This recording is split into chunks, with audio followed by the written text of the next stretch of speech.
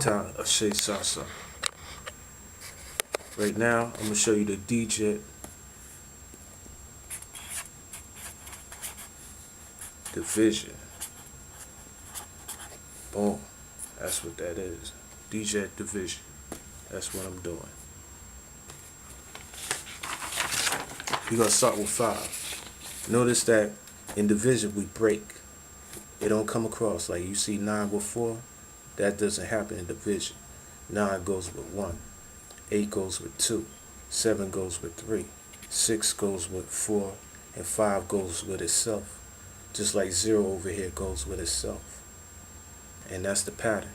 So when you divide means you break. It's a break. You know what I'm saying? Like when you divide a loaf of bread or do some practical things of division, you breaking it in half. You know what I'm saying? It doesn't matter the angle, because we ain't talking about angle. We talking about the fact that lines become broken. It's not a continuous line. So the line becomes divided. And division is based on connection anyway, because true separation is still a type of connection. You know? So let's do number 5 first. We're going to do 5. Let's do, let's see. Let's do 22 divided by 5.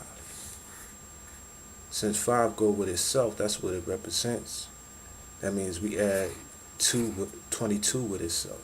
So when you add 22 or you double up 22, you get 44. And since we dividing, we put the decimal in the middle, which represents division. So it's 4.4. That's the answer. So if you do 65 divided by 5, all you do is double it up. So you got 12 from 6, and you got 10. When you synergize the 2, you got 130, right? So 65 divided by 5 is 13, because when you put the decimal, you denote that it's division. You know what I'm saying? And this side always dominate the other side as the numbers grow. You could do that with any number with 5. That's what 5 means. Like if you say, okay, what's 5 divided by 18? Right? You double it up. So you got 36. And you put the point right there, which represents division. 3.6 is the answer of 5 divided into 18. You could do that with what? 244. You multiply that. It becomes 488. And since when the numbers grow, this side dominates, we put the point right here. Boom. So it becomes 48.8. That's the answer.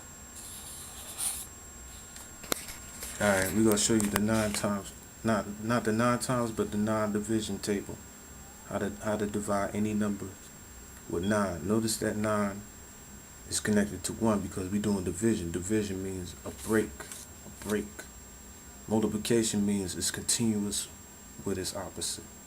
Division means it's a breaking opposite but still connected because it's based on multiplication or based on connection. You know? And the thing is, when you deal with dividing any number with 9, 3, 6 in particular, they are very similar to each other. You're dealing with a number. Say we take number 1 or any number. All numbers have infinite zeros this way, and all numbers have infinite zeros that way. You know what I'm saying? So this is important. This is important when you start dealing with dividing numbers by 3, dividing numbers by 6, and dividing numbers by 9. To know that it's 0 rules. You know what I'm saying? 0 is the cipher, is what guides everything. You know what I'm saying? So let's go over here. Let's go to here. We're going to do the 9 times table. let's do 22 divided by 9. Since 9 is connected to 1, right, what we do is, we could do this KemPTah too. So I could show you that all things is in a single formula, because this formula represents two different things or many different things as one entity, infinite things into one entity or whatever. So let's write this as a KemPTah formula. You got 22 on the top, 22 on the bottom, right? This is positive, this is negative, positive 11, right? And you got negative 11. So when we do division, since 9 is connected to 1, we bring the 2 up, right? Bring the 2 up. And you add the 2 with itself, because we're dealing with 1. Since we're dealing with one cipher and one number within a single number, that's the logic. It's all about the 1. So we add the 2 with the 2, which gives us 4. And remember, it's infinite zeros. So we keep, if it was a number right here, we would add the 4 to that number to get another number. But since 0 is infinite on both sides, particularly on the right side, we keep adding whatever number we had right here to all the other zeros. So when we divide it, it becomes 4, 4, 4 to the infinite. And that's what you get. That's the reason behind the madness of dividing any number by 9. You know? We could do that with 36. Let's do 36. Boom, we got 36 divided by 9. Bring down the 3, right? And we add the 6 with the 3, because there are different ones. Different ones. So that's the basis we're dealing with when we divide any number by 9. So 6 and 3, that's 9. And when you add the 9 to the other zeros, that's infinite on this thing. You get 9, 9, 9 infinitely. But actually, when you round this off, it's 4. So 9 divided into 36 is 4. You know what I'm saying? Anytime you get 9 like this is a general rule. Anytime you get 9, you consider that as just 1. 0.999 infinitely is equal to 1. So since it's equal to 1, all you do is add it to the 3 you already have, and you get your 4. Now, let's do another number. What about 55 divided by 9? Bring down the 5, right? And you add that to each other. This one you do nefer calculation, when you add it neferally, when you do horizontal addition. So since 5 and 5 is 10, you write the 10, and you keep writing the 10. It's infinite. This is infinite, but also you nefer these numbers together. And when you nefer the numbers together, you get 6.1111 infinitely. You know what I'm saying? And that's the answer to 9 divided into 55.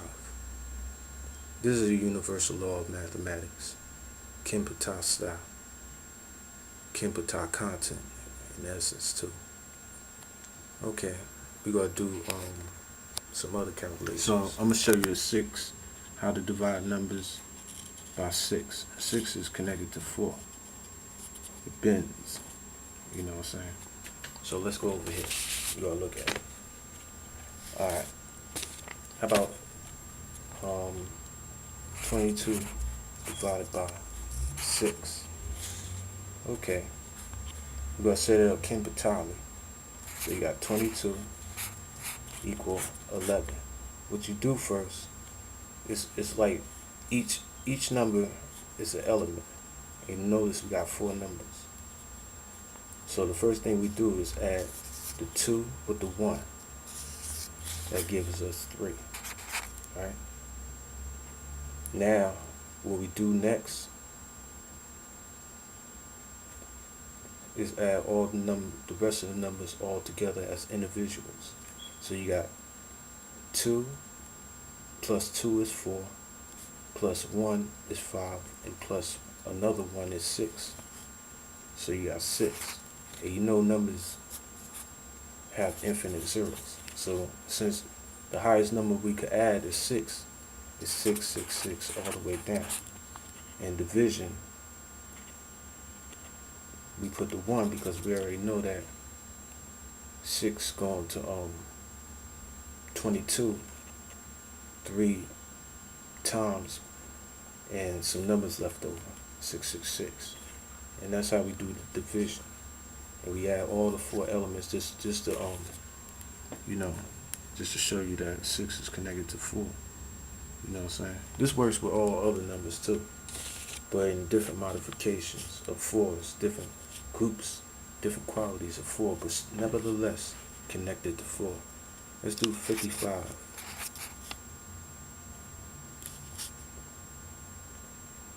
Nah, we ain't gonna do that. I want to keep it simple for my audience. So how about 24? Half of 24 is 12. The first thing we do is add the leftmost number. That gives us 3. And you just add the whole numbers as individuals, not 24 plus 12, but 2 plus 4 plus 1 and plus 2, which makes 9.